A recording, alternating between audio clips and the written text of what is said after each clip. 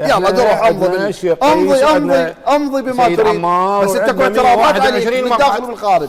احنا عندنا 121 مقعد وانتم 50 مقعد. تمام. هل يستوي ال 121 زين مع ال 50؟ زين. ذول ال 121 انتخبتهم صخول لو بشر؟ صعبه غير صعبه والله العظيم. اصعب شيء الابن يتمرد عليه.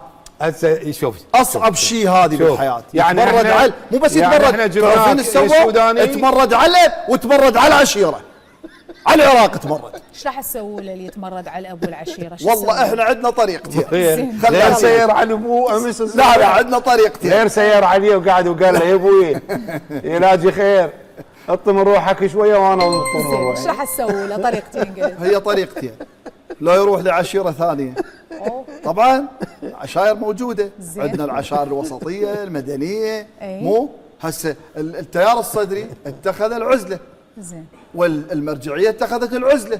السيد السوداني تريدون تعزلون السيد لا السوداني؟ مو نعزله، هسه خلي يروح مثلا معارضه.